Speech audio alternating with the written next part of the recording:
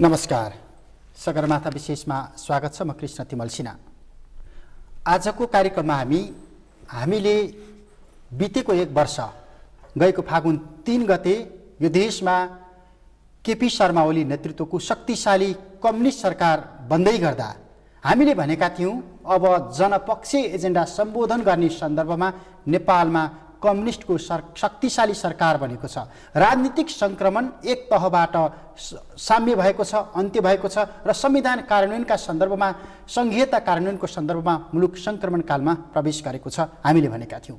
यो बीचमा सरकारले सम्भवतः 2015 साल यताको राजनीतिक इतिहास हेर्ने हो भने यति सुविधाजनक ढंगबाट काम गर्ने अवसर पाएको छ।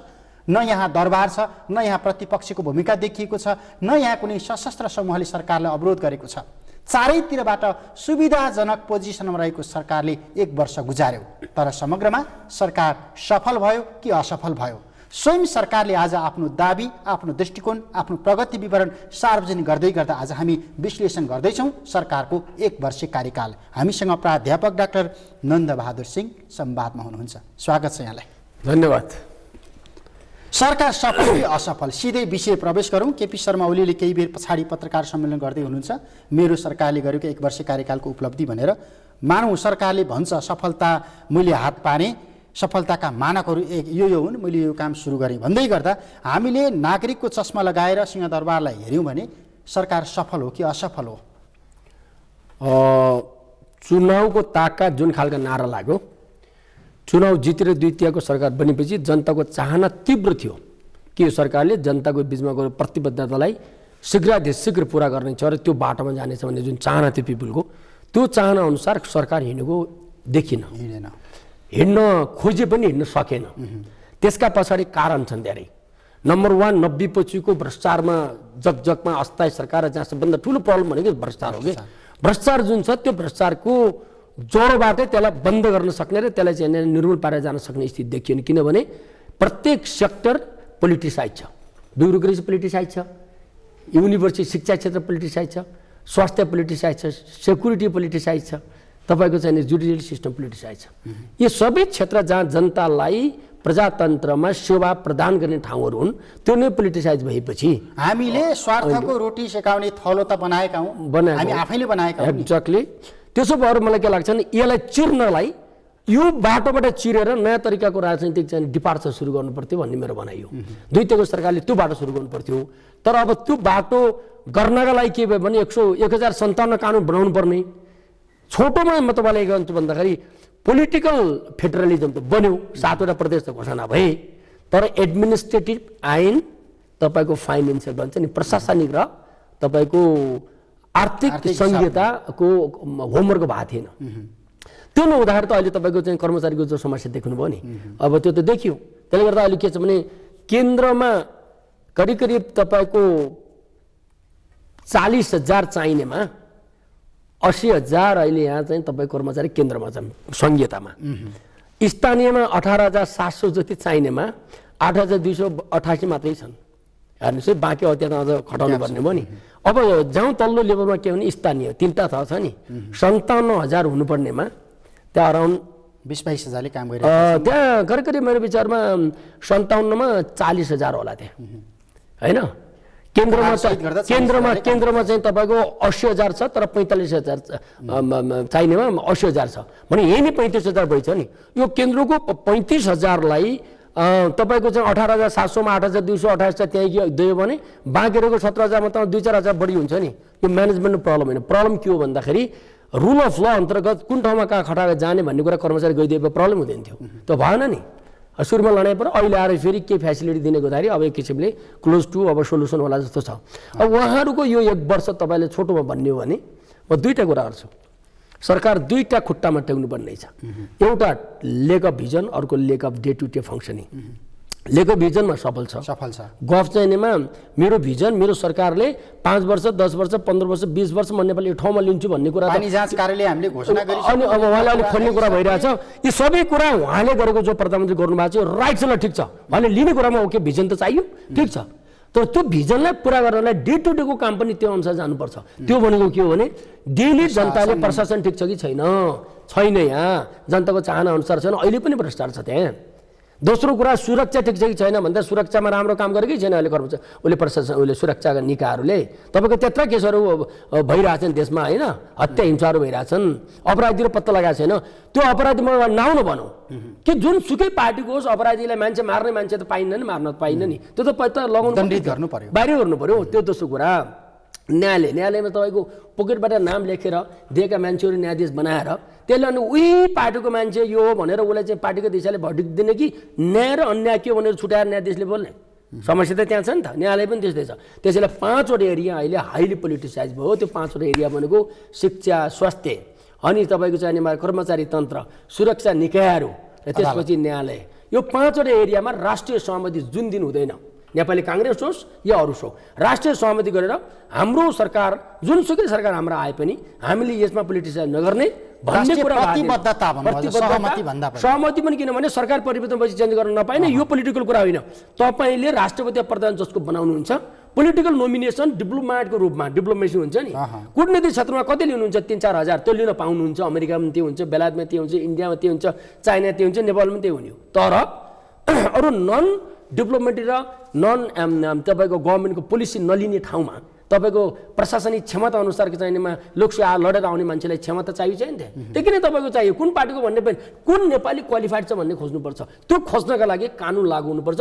रुल अफ ल भनेको त्यो हो। त्यो रुल अफ ल जब लागू हुन्न अहिले सरकार भौतारिएको कारण त यो त्यो सुधारको सुरुवात त भयो होला नि यो बिचमा। यस्तो धेरै फोहोरी पोखरी छ भनेर हामी स्वीकारिराखेका छौँ, अनि एकैचोटि पोखरी सफा भएन।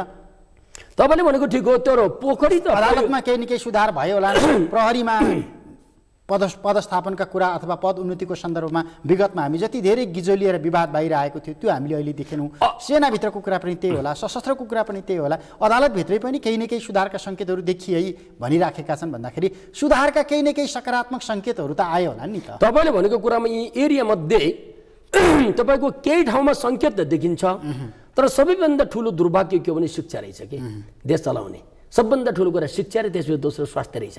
संसारभरिका राजनैतिक आन्दोलन हेर्नुहोस्, अमेरिका वा ब्रिटिस वा संसारका विकसित देशका हुनुहुन्छ, लास्टमा धेरै जसो कुरा मिल्छ, तर नीतिगत परिवर्तन भनेको केमा हुन्छ भने यहाँ शिक्षा र स्वास्थ्यमा हुन्छ। त्यो दुईवटा कुरा भयङ्कर ठुलो कुरा रहेछ। र हाम्रो देशमा के छ भने शिक्षा र स्वास्थ्य राजनीतिमा पनि चाहिनेमा दुर्भाग्यपूर्ण ओभर पोलिटिसाइज भयो।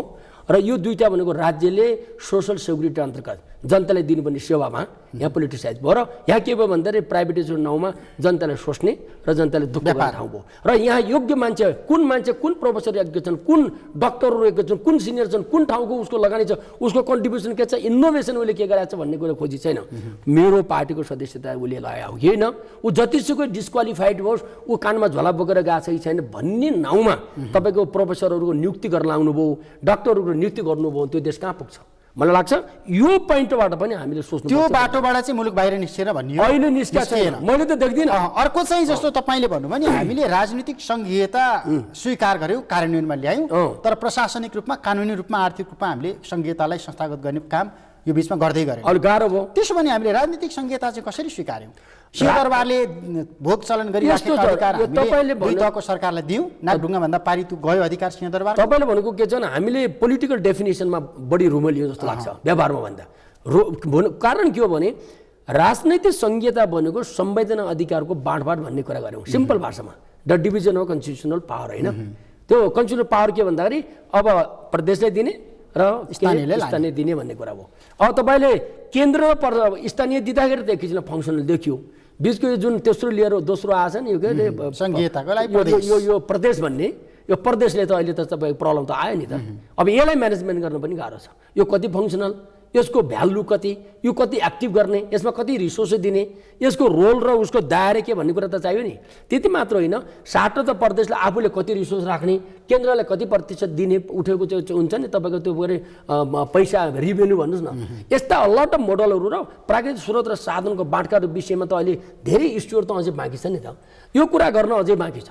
तर त्योभन्दा पहिलो कुरा के भने कानुन त बेसिक आधारभूत कुरा प्रशासनिक र राजनीतिक अधिकार बाँडफाँडका लागि नै तपाईँले दिने कुरामा पनि अहिले कानुन बनेन नि। अब यही बिचमा यिनीहरू अहिले बनाउँदैछ। मलाई लाग्छ अब 1 वर्षमा यो गरेर आउँदो वैशाख ज्येष्ठ असारसम्म सके भने, अर्को 1 वर्षमा डेलिभरी फटाफट गर्न सके भने मलाई लाग्छ यो सफल हुन्छ। तर प्रश्न के छ भने म बढी यहाँबाट गम्भीर भएर के भन्छु भने सरकार 70 वर्षको इतिहासमा स्थायी सरकार त चाहियो नि, विकास त चाहियो नि। त्यसकारण यो सरकार त स्थायी हो, 5 वर्ष चलाओस्, तर चाहिँ यहाँ चलाओस् भनेर मात्र आँखा चिम्लेर बस्ने होइन। उसले डे टु डे काम गरिरहेको छ भने हेर्नु पऱ्यो नि। त्यो हेर्दाखेरि के छ भने सन्तोषजनक हिसाबले उत्तरहरू प्राप्त हुँदै आएनन् भने जनताहरूसँग रोष प्रकट हुन्छ। अहिले दुर्भाग्य के हो भन्दाखेरि यसका पछाडि 3-4वटा कारण के हो भन्ने कुरा आयो नि। नम्बर 1 कारण संहिताले अड्कायो। दोस्रो कुरा के भने तपाईँ बडो क्लियरली भन्नुपर्छ, यदि यो ठाउँमा सोसल डेमोक्रेट कम्युनिस्ट र नन कम्युनिस्ट कलरको सरकार भइदिएको भए यो सरकारलाई गाह्रै हुँदैन थियो। मजासँग द्वितीयको सरकार तपाईँलाई अघि भनेको सुरुको जुन त पृष्ठभूमि बान्नुभयो त्यो अनुसार यसले नेसनल इन्टरनेसनल पुरा चाहिनेमा समर्थन पाएर उ जान्थ्यो। दुर्भाग्य के भयो भने यसको योजना सोसल डेमोक्रेट जस्तो भए पनि त्यो भन्दा बढी नभए पनि नाम के भयो भने रातो भयो क्या, त्यहाँ कम्युनिस्ट भयो के नेपाल कम्युनिस्ट पार्टी के छ भने 90 पछिको अन्तर्राष्ट्रिय कम्युनिस्ट आन्दोलनको बीचको जुन लडाईँ छ त्यसपछि जब नेपालको कम्युनिस्ट आन्दोलन त्यो पनि चीन र भारतको बीचको एउटा सानो देशमा द्वितीयको सरकार बन्दा संसारका नन कम्युनिस्टले स्वीकारेको विषय होइन नि, तपाईँहरूले स्वीकार्नुपर्छ नि कुरा। त्यो समस्या के भयो भने अहिले देखियो, कहाँ देखियो?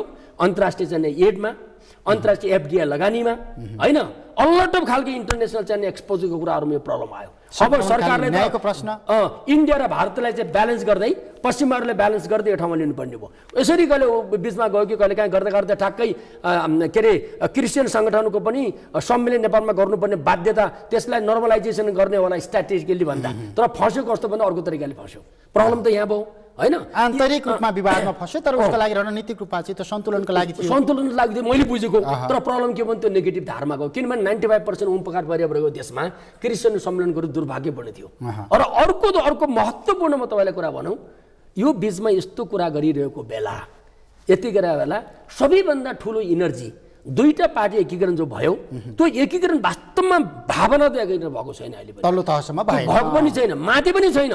हिजोको प्रधानमन्त्रीको भनाइबाट के बुझ्न सकिन्छ भन्दाखेरि म मरेर मर्ला र खाउला भने होला, अब हेरौँला त, म मर्दिनँ। यसको त केही न केही त हो नि सङ्केत।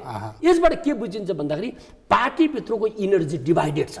त्यो डिभाइडेड इनर्जी माथिदेखि तलसम्म छ। अर्को भाषामा भन्ने हो भने माओवादी र नेकपाको पुरानो त्यो जुन छ नि त्यो एउटा खालको कहाँ कता देखिन्छ। अब त्यसले के गर्छ भने पार्टीलाई राइट ठाउँमा लिएर जाने र इनर्जी एक ठाउँमा लिन सक्दैन। पोजिटिभ कुराहरू तल्लो तहसम्म लैजान सकिराखेको पनि छैन, त्यो सिङ्क्रोनाइजेसन भएन। इनर्जी जो सिनर्जीमा जानु पर्थ्यो आज सिनर्जीमा जान सकेन। त्यो भन्दा महत्त्वपूर्ण अर्को कुरा के हो भने अब तपाईँलाई अहिले चाहिँ बुझ्नै पर्ने अर्को महत्त्वपूर्ण कुरा के हो भने अब यस्तो स्थिति आइरहेको बेला सरकारले फटाफट चाहिनेमा तपाईँको त्यो के अरे दन्चका दुनियाँका मान्छेले चिडाएर जाने होइन कि फटाफट निर्णय गरेर पिपुल ओरिएन्टेड सोसल सेक्युरिटीका कामहरू फटाफट यता गर्दै जानुपर्ने। उतातिर त्यहाँनिर इकोनोमिक ग्रोथका सर्टेन मोडलहरू यत्रो अरबौँ छ नि, 14-15 ट्रिलियन नेपाली रुपिस भएको ठाउँमा तपाईँले 4-5 ट्रिलियनका तपाईँको 3-4वटा चाहिनेमा प्रोजेक्ट उ गरेर अनि तपाईँको फटाफट गरेर चाहिँ 3वटा चाहिँ सिफ्टमा गएर तपाईँको लाखौँ लाख युवाहरूले विदेशमा नजाऊ भनेर यही बसाले सुरु गरिदिएको भए यो सरकार वा थम्ब अप भनेर भन्थ्यो मान्छे होइन। आज त्यो खालको पनि तपाईँको के भने ऊर्जा र त्यो खालको हुन्छ नि तपाईँको सुरुवात तपाईँको देख्न नसक्दा के हुन्छ भने मान्छेहरूले प्रधानमन्त्री त चाहिँ भिजनमा र सबैमा क्लियर हुनुहुन्छ, उहाँ चाहिँ त्यस्तो सस्तो हुँदाहुँदै पनि लागिरहनु भएको छ। राष्ट्रपति पनि हो, अब अहिले आएर उहाँको राष्ट्रपति स्ट्यान्ड के हो भन्ने क्वेसन पनि अरूले गरिरहेका छन्। त्यो त इतिहासले फेरि देखाउला होइन। तर मलाई के लाग्छ भने उहाँको राष्ट्रपति स्ट्यान्ड चाहिँ त छ होला भन्ने लाग्छ जस्तो देखिन्छ। तर कुरा के हो भने उहाँले ब्यालेन्स गर्न यो डिप्लोमेटिकली दुईटा ढुङ्गाको बिचको तरुल भने जस्तै पृथ्वीनारायण शाहले जे भन्नुभएको छ वास्तवमा अहिले पनि त्यो यो रियालिटी त त्यो कुरालाई उहाँले बुझेर इन्डियासँग र चीनसँग वास्तवमा एउटा समदूरीको डिप्लोमेटिक रिलेसन बनाएर पश्चिमका देशहरूलाई पनि बनाएर अगाडि जाने भन्ने चाहना थियो होला। त्यो चाहनामै यो तपाईँको 1 वर्ष रुमल्यो, एकीकरणपछि यो पनि हो। त्यसपछि कुरा के भयो भने अब सरकार आएको बेला अब यसलाई काम गर्न दिनुहुन्न भन्ने कुरा त सुरु भयो। तपाईँको थाइल्यान्डमा सुरु भयो, सिङ्गापुरमा सुरु भयो, नेपालमै पनि भयो। त्यसपछि के भयो भन्दाखेरि नन कम्युनिस्टहरू मैले भन्ने गर्छु कि तपाईँको पूर्व चाहिनेमा राप्रपा अनि नेपाली काङ्ग्रेस तराई बेस पार्टीहरू र नन कम्युनिस्ट के अरे कम्युनिस्टहरू जुन अहिलेको सरकारलाई समर्थन नगर्ने कम्युनिस्टहरू तिनीहरूले एक ठाउँमा लिएर होइन अब यो कम्युनिस्टको सरकारलाई काम गर्न नदिएर 1-2 वर्ष असफल र अर्को पटक चुनावमा सिद्धाउने हो कि भन्ने खालको विश्लेषणहरू हाम्रो देशमा सुरु भयो। यसका लागि के गर्ने भन्दाखेरि ठाउँ ठाउँमा मान्छे मार्ने, अपहरण गर्ने र घटना घटाउने पनि योजना भयो। त्यसमा डिप्लोमेटिकली म तपाईँले भन्ने भने अन्तर्राष्ट्रिय केही स्पियोनेज गुप्तचर संस्थाहरू इन्भल्भ भएको पनि सूचना आइरहेछ। र यो कुरा भइरहेको बेला सरकार त सजग भएर हिँड्नु पर्थ्यो नि। अहँ। त्यसपछि अर्को महत्त्वपूर्ण कुरा के हो भने अन्यथा नमान्नुहुन्छ भने प्रधानमन्त्रीजीले राष्ट्रिय योजना आयोगदेखि लिएर त्यो त देशको ब्रेन हो नि ब्रेन बनाउने, हो। त्यसमा लिने मान्छेहरू सफ्टवेयर हो। त्यसमा लिने मान्छेहरू राम्रा सफ्टवेयर भएका लिन सक्नु भएन। त्यसपछि उहाँको वरिपरिको सल्लाहकार जो छन् नि राम्रा सल्लाहकार सर्कल गलत राख्न सक्नु भएन। त्यसैले अहिले ठुलो के भने मान्छे भन्न सक्दैन, भन्दाखेरि गाह्रो हुन्छ कि भनेर डराउँछन्। मलाई त के को डर छ र भने बरु प्रधानमन्त्री सफल भएर देश बनोस् भन्ने चाहना मेरो त। एउटै कुरा के हो भने उहाँले त्यो टिम जो बनाउनु भयो त्यो टिम पिपुल ओरिएन्टेड र पिपुलले काम लिएर जाँदा प्रधानमन्त्रीलाई चाहिँ भेटाइदिउँ उहाँको इमेज बढ्ला भन्ने जस्तो भन्दा पनि प्रधानमन्त्रीलाई नभेटाएर प्रधानमन्त्रीलाई गुम्बा हातमा राख्ने, तपाईँको चाहिनेमा फाइदा लिने खालको टिम सत्ताको बाछिटा मात्रै आफू आफू खाने भन्ने कुरा भएकोले यो कुराबाट अब प्रधानमन्त्रीजी बाँच्नु अझ जोगिनु न यस्तोबाट उहाँले करेक्सन गर्नु न प्रश्न चाहिँ त्यहाँ हो कि अब चाहिँ जस्तो 1 वर्षको कार्यकाल समग्रमा सरकारको सफलता र असफलताको परीक्षण गर्ने एउटा कालखण्ड बन्छ भने यो 1 वर्षको कार्यकाल मैले स्वीकार गरिराखेको संघीयताको सफलता र असफलता अथवा आवश्यकता छ कि छैन भन्ने विषयमा बहस गर्ने समय हो कि होइन? अब सुरुवात चाहिँ तहको सरकारले राम्रो काम अब सुरुवात चाहिँ हो भन्ने लाग्छ मलाई। 1 वर्ष भयो, 1 वर्ष भयो, सुरुवात हो। कन्क्लुजनमा पुग्नु पर्ने भइसकेको छैन, छलफल सुरुवात गर्न सकिन्छ। अब अर्को भाषामा भन्नुहुन्छ भने मलाई भन्नुहुन्छ भने यो बीचको जुन यो प्रोभिन्सियल गभर्मेन्ट छ नि यत्रो रमझम र तानसानका साथ यो चन्नेमा मन्त्रीकै झन्डा लगाएर तपाईँको यत्रो चाहिनेमा खर्च गरेर यसको प्रोडक्टिभिटी के भन्ने प्रश्न चाहिँ आउँछ। किनभने तपाईँको यसका मोडल विभिन्न छन् संहिताका। तपाईँको इन्डोनेसिया संहिता हेर्नुहुन्छ भने केन्द्र र स्थानीय छ, बिचको चाहिँ तपाईँको प्रोभिन्सियल प्यारालाइज जस्तो छ। तपाईँको अफ्रिकाको चाहिँ नाइजेरिया हुनुहुन्छ भने केन्द्र चाहिँ प्रोभिन्सियल तर इक्वल पावर छ, तर पावर कति दिने भन्ने कुरा हो। ल ठिक छ, त्यसलाई दिँदाखेरि पनि यसको सङ्ख्या घटाएर यसको पैसा खर्च कम गराएर जानु पर्थ्यो। किनभने हिजो कुनै बेला भन्नुहुन्छ भने पञ्चायतवाले एउटा अञ्चलले दिले एउटा अञ्चल चलाउँथ्यो हो कि होइन? त्यो भने त अहिले एउटा क्षेत्र त एउटाले मान्छेले चलाएर अरू त्यसको अधीनमा प्रशासनले चलाए पनि भइहाल्थ्यो नि। तपाईँको पैसा कसरी कम गर्ने भन्ने कुरा हो कि खर्च राज्य चलाउने त कर्मचारीले नै हो फेरि। अनि जुनसुकै मन्त्री राख्नुहोस्, मुख्यमन्त्री राख्नुहोस्, जतिसुकै प्रशासनहरू तोक्नुहोस्, कर्मचारी अल्टिमेटली राज्यको सफ्टवेयर भनेको त्यही कर्मचारी नै हो। तर कर्मचारीको मानसिकता त हामीले देख्यौँ नि त। फेरि तपाईँकोसँग म सहमत छु। म दुईवटा कुरा यसमा राख्छु। एउटा 21औं शताब्दी चलाउने कर्मचारी हो, स्मार्ट ब्युरोक्रेसी हुनुपर्छ भन्ने मेरो मान्यता हो। यङ जेनेरेसन आइटी फ्रेन्डली हुनुपर्छ होइन, एकाडेमिकली चाहिँ स्ट्रङ हुनुपर्छ, क्षमतावान मान्छे हुनुपर्छ, डिभोटेड हुनुपर्छ। यो कुरा हो, म सहमति। तर उसले पनि के गर्नुपर्छ, पिपुलले डेलिभरी गर्नुपर्छ। मैले त्यहाँ रेड टेबी चाहिँ त्यहाँ भ्रष्टाचार गर्नुहुन्न भन्ने कुरा त बुझ्नु पऱ्यो नि। त्यसका लागि पहिलो आधारभूत कुरा के भने बजार कन्ट्रोल हुनु पऱ्यो। बजार अनुसारको उसको परिवारलाई खाएर 15-20 हजार रुपियाँ बस्छ भने त्यसपछि त्यो कर्मचारीलाई भ्रष्टाचार गर्छ भने झुन्डाउने हो कि चेन्नईमा लिएर जेलमा हाल्यो भन्ने कुराको कानुनी तपाईँको चेन्नईमा एउटा बन्दोबस्त गर्नु पऱ्यो। नेपालमा त्यो खालको स्थिति छैन। नभएपछि के छ भने तपाईँले दिएको स्यालेरीले खान लाउन नपुग्ने, तपाईँ भाषण गरेर म भ्रष्टाचार रोक्छु तँलाई चेन्नईमा सिद्धाइदिन्छु भनेर तपाईँको कहिले पनि सिद्धिँदैन। त्यसकारण पहिलो कुरा के भने सफिसियन्ट खाना लाउन पुग्ने खालको राज्यले सुविधा दिनु पर्यो, नम्बर 1। नम्बर 2 तपाईँको काम भनेको बिहान 10 बजे गरे बेलुका 2 बजे 3 बजे फर्केर आउने तरिकाले देश चल्दैन। तपाईँको हाटा होइन। अब अफिस भनेको सेकेन्ड होम हो भनेर डिभोटेड गरेर 80% तपाईँको उसको टाइम अफिसमा खर्च गर्ने कर्मचारीले बनाउन सक्दैन। नम्बर 2। नम्बर 3 अथवा त्यो नम्बर 3 लाई 1 पनि भन्न सक्नुहुन्छ। यो सबै चल्ने त कसको अधीनमा भन्दा फेरि लिडरसिप हो। नम्बर 1 लिडरसिप 21औं शताब्दी हाँक्ने smart leadership, academically strong leadership, vision भएको लिडरसिप, रिजन बुझ्ने मिसन लिएर जान सक्ने लिडरसिप। त्यो त तुलनात्मक रूपमा संसारमा आज केपी शर्मा ओलीको जो भिजन छ यो के चाहिँ उहाँको त क्लियर छ नि त। त्यो क्लियर भिजनलाई लिनका लागि केपी शर्मा ओली मात्रै बोलेर हुँदैन। अब केपी शर्मा ओली जस्तै हजारौं केपी शर्मा ओली मिलेर त्यसलाई लिएर जाने हो नि। हो त्यो टिम चाहिन्छ भनेको मैले त यो टिम चाहिने अहिले मैले चाहिँ बनेको देख्दिनँ। तेस्रो नम्बर भने चौथो नम्बर के हो भने तपाईँले विकास 1 देखि 5 वर्षमा देश कहाँ पुर्याउँछ भन्नलाई तपाईँको डेभलपमेन्टल की इन्डिकेटर चाहिएन। उदाहरण लागि भनिदियो भने तपाईँको नेपालको मेजर ट्रान्सपोर्टेसन हो भन्यो भने ट्रान्सपोर्टेसनमा 1 वर्षमा कहाँ ल्याउने, 2 मा कहाँ, 3 वर्षमा कहाँ, 4 मा कहाँ, 5 वर्ष कहाँ लिने तपाईँको इन्डिकेटर दिनु पऱ्यो भने 4-5वटा त्यसको चाहिँ इन्डिकेटर दिनु पऱ्यो। कति वर्षमा वार्षिक लगानीका कुराहरू एक्ज्याक्टली। अनि दोस्रो कुरा के गर्नु पऱ्यो भने इनर्जी निकाल्ने इनर्जी इन्डिकेटर के, अनि 8-10वटा यो प्रायोरिटीको एरिया भने त्यसको इन्डिकेटर गरेर टोटल 5 वर्षमा मेरो सरकारको भिजन 2020 गर्नुहुन्छ कि 2025 गर्नुहुन्छ त्यो भिजनमा मलाई 40-50वटा इन्डिकेटर हुन्छ नि विकासका। उदाहरण लागि भन्यो भने म रुवान्डाको कुरा गर्छु अहिले, किनभने विकसित देशको भन्दा म गरिब देशको उदाहरण लिन्छु के। रुवान्डामा अहिले 47+1 गरेर 47-48वटा इन्डिकेटर छ। त्यो इन्डिकेटर 1 वर्षमा कति पुरा गर्ने, 2 मा कति, 3 मा कति, 4 मा कति, 5 मा कति। अनि त्यो इन्डिकेटरलाई के छ भने सफ्टवेयरमा राखेर ग्रिन, तपाईँको येल्लो र तपाईँको रेड तीनटा छ। राम्रोसँग गयो ट्र्याकमा भन्ने अनुसारको त्यो चाहिँ ग्रिन भयो। अब त्यो चाहिँ प्रगति भइरहेछ, अगाडि जाँदै ठिक ठाउँमा छ भने तपाईँको येल्लो भयो। तर त्यो आउट अफ ट्र्याक छ भने त्यो के भने वाच गर्नुपर्ने छ, त्यसलाई रिथिङ्किङ गर्नुपर्ने छ, त्यो रेड छ। त्यसरी गरेपछि उनीहरूले आफ्नो भिजन अनुसार काम गर्न सक्छ सक्दैन भन्ने कुरा क्लियर छ। इकोनोमिक ग्रोथ हुन्छ कि हुँदैन थाहा छ, पर क्यापिटा इन्कम बढ्छ कि बढ्दैन थाहा छ। मलाई भनिदिनु पऱ्यो नेपालको भिजन डेभलपमेन्ट भिजनमा कतिवटा इन्डिकेटर छन्, त्यो 1 देखि 5 वर्ष कुन कुन इन्डिकेटर पुरा गरेर कति पर क्यापिटा इन्कम बढ्ने हो अनि कहाँ प्रगति गर्ने हो भन्ने कुराको मैले सिंहदरबार क्लियर हुनु मैले देखेको छैन। मैले यो नदेख्दाखेरि मैले क्लियर बोल्न त पाउनु पर्यो नि। हो, यो कुरा प्रधानमन्त्रीको टिमले क्लियर गर्नुपर्छ र संसार मोडल परेर भन्नुपर्छ। आज रुवान्डाले 2000 भिजन 2020 भिजन 2050 दुईटा लिएको छ। 2020 मा मिडियम इन्कमको नेसन बनाउने, जबकि 100 दिनसम्म 10 लाख मान्छे मरेको देश आज इकोनोमिकली त्यस्तो चाहिनेमा 7-8-10% इकोनोमिक ग्रोथमा तपाईँको चाहिने अफ्रिकाको सिङ्गापुर भन्छ होइन गइरहेको बेला हामीले रुवान्डाबाट सिक्ने नसिक्ने, हामीले इथियोपियाबाट सिक्ने नसिक्ने, हामीले बेनिनबाट सिक्ने नसिक्ने, हामीले चाहिँ आइभरी कोस्टबाट सिक्ने, हामीले सेनेगलबाट सिक्ने नसिक्ने, हामीले तान्जेनियाबाट सिक्ने। आज यी देशहरू अफ्रिकाका high economic growth fastest economic growth भएका देशहरू हुन्। यो हामीले हेर्न सक्यौँ भने मलाई के लाग्थ्यो भने नेपालका इकोनोमिस्टहरू, नेपालका पोलिटिकल साइन्टिस्टहरू, नेपालका लिडरहरूले योबाट पास लिएको थिए। तर यहाँ के भने यो खालको क्लियर कट भिजन नभएकोले सायद यसैमा रुमल्यो कुहिरो भित्रको काग जस्तो भयो सरकार भन्ने मलाई कता कता भान लागेको छ है मलाई। अब जस्तो करेक्सन गर्नुपर्ने ठाउँहरू केही देख्नुहुन्छ संक्षेपमा? एकदम क्लियर छ। मैले भने नि नम्बर 1 अघि मैले शिक्षा क्षेत्रमा कसले कुन विश्वविद्यालय टप र्याङ्किङ युनिभर्सिटीबाट पढेको छ, उसको कति रिसर्च आर्टिकल छ, इनोभेटर हो कि होइन। 11वटा विश्वविद्यालयमा 6वटामा तालचा लागेको छ। तालचा लागेको छ किनभने यो त दुर्भाग्य हो नि।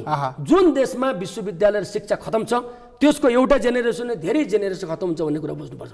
शिक्षामा नयाँ खालको डिपार्चर गर्नुभयो। प्रधानमन्त्रीज्यूले भने जस्तै कि कुलपति अब जनताको छोरो ल्याउने, उसले नै विश्वविद्यालय नयाँ तरिकाले गिरअप गरेर हाँकेर लिने जुन भन्नुभएको छ त्यो लागू होस् र योग्य मान्छे, त्यो पनि के भन्दाखेरि भिजन पेपर पेश गरेर किन तपाईँ कुलपति भन्ने, किन तपाईँको चाहिँ त्यो उसले आफ्नो भिजन पेश गरेर उसले आफूले दुनियाँलाई चाहिँ कन्भिन्स गरेपछि योग्य छ भनेर मात्रै तपाईँले त्यसलाई नियुक्ति गर्ने खालको व्यवस्था गर्नुपर्छ। शिक्षा क्षेत्रको मेरो भनाइ छ। स्वास्थ्य गरिब जनतालाई त चाहियो नि, तपाईँको राज्यले दिनु पर्यो। सिटामोल खान नपाएर एउटा गरिब जनताको चाहिनेमा पैसा छैन भने ऊ मर्ने।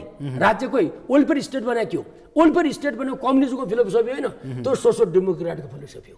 आज नेपालका कम्युनिस्ट अथवा प्रतिपक्षले जे लिइरहेछन् त्यो कम्युनिस्टको बेसिक आइडियोलोजी होइन, त्यो सोसियल डेमोक्रेट बिल्ली ब्रान्डेल 1952 लिएको आइडियोलोजी हो। 1930 मा युरो सोसियलिजमले लिएको आइडियोलोजी हो। त्यस कारण यो अहिले जे कुरा आइरहेछ वेलफेयर स्टेट भनेको यो नन कम्युनिस्ट विचारधारा हो। उदाहरण लागि भन्ने भने अहिले स्क्यान्डिनेभियन कन्ट्रीहरू Norway, Sweden, Finland, Denmark, Iceland यी देशहरू भनेका कम्प्लिटली आज चाहिनेमा करप्सनमा फ्री भयो जस्तै हाई स्केलमा डेभलप नेसन छन्।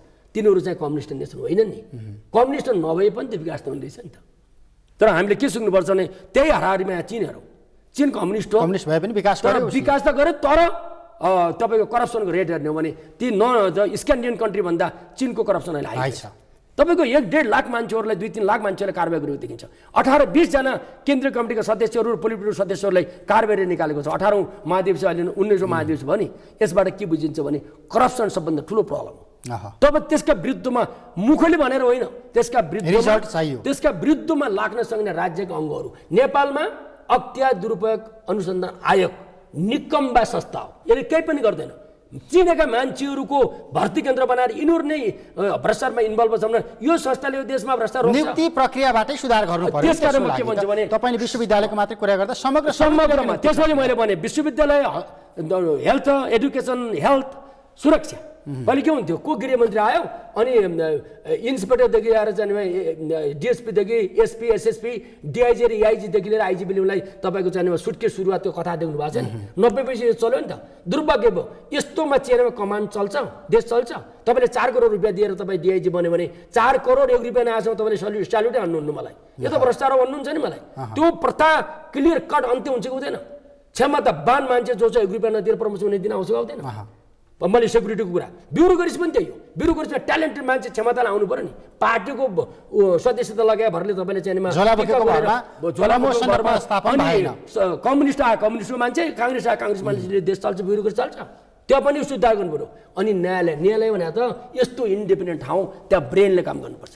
त ब्रेनले काम गर्ने ठाउँमा पोलिटिकल पार्टीका मान्छेहरूले आफ्ना नजिकका मान्छेहरूको लिस्टिङ दिएर न्यायाधीश गरे। त्यो न्यायाधीश भोलि सर्वोच्चको न्यायाधीश भयो भने त्यसले समग्रमा नेपाली जनताको न्याय दिन सक्छ। यो 5वटा एरियामा गलत छ। यिनीहरूले शीघ्र कुन दिन गर्छन्? 100 वर्षको लाग्छ कि 50 वर्ष लाग्छ कि 5 वर्ष लाग्छ 10 वर्ष लाग्छ, मलाई थाहा छैन। कुनै पनि इतिहासको कुनै पनि एउटा कालखण्डमा आएर यहाँ सम्झौता अनिवार्य गर्नुपर्छ। सुधार यहाँ भयो भने सरकार सफल हुन्छ। त्यसपछि प्राइम मिनिस्टर हिरो हुनुहुन्छ। होइन भने आज प्रधानमन्त्रीका वरिपरि अलि विरोध आइरहेछ नि। किन जनताको विरोध आएको भन्दाखेरि उहाँको भिजनको 2टा खुट्टा। मार्क्सवादीलाई एउटा पत्रकारले सोध्यो, तपाईँको सरकार कसरी चल्छ, कतिवटा खुट्टा छन् भन्दा उसले के मेरो सरकार 2टा खुट्टामा चल्छ भन्नुभयो। के हो त भन्दा एउटा खुट्टा लेक अफ भिजन, अर्को lack of day to day work. Lack of vision भनेको मैले 5, 10, 15, 20 वर्ष योजना बनाएको छ, त्यसको पुरा गर्न डे टु डे को स्ट्राटेजी र एक्सन प्लान त चाहियो नि। त्यो डे टु डे को काम हो। त्यो डे टु को काम पनि यसलाई पुरा गर्नले हुनुपर्छ। तर यो देशमा यो पुरा गर्न अहिले भएको छैन। कसरी चाहिँ प्रधानमन्त्री सफल हुनुहुन्छ? अनि प्रधानमन्त्रीको पपुलारिटीको ग्राफ तल आउँछ अहिले यो कसले गर्यो भन्दाखेरि उहाँहरूको टिमले गरेर। सल्लाहकार समूह गलत भयो। सल्लाहकार गलत छ। उहाँहरूको अरू जुन नियुक्ति गरेको टिम छ, अहिले कर्मचारी जो छ, यो चारैतिर गलत छ। त्यसैले मलाई लाग्छ यहाँ सुधार सुरु गर्नुपर्छ भन्ने मेरो मान्यता हुन्छ। समय संवादको लागि धन्यवाद। धेरै धन्यवाद। दर्शकबिन, सगरमाथा विशेषको आजको समय सकियो। प्राध्यापक डाक्टर नन्दबहादुर सिंह, समग्रमा हामीले केपी शर्मा ओली नेतृत्वको सरकार गठन भएको 1 वर्ष पुगेको सन्दर्भमा यो सरकार सफल कि असफल, सफल हुनको लागि के गर्नुपर्छ, असफलताका कारणहरू आजका दिनसम्म रिजल्टमा के देखियो, यिनै प्रश्नमा बढी केन्द्रित रहेर संवाद गऱ्यौँ। किनकि सरकारले अहिले केही बेर पछाडि पत्रकार सम्मेलन गरेर आफ्ना उपलब्धिहरू सार्वजनिक गर्दैछ। समय अनि संवादका लागि प्राध्यापक डाक्टर नन्दबहादुर सिंहलाई फेरि पनि धन्यवाद दिन्छु। नेपालको पहिलो न्युज च्यानल सगरमाथा टेलिभिजन हेर्दै गर्नुहोला। नमस्ते।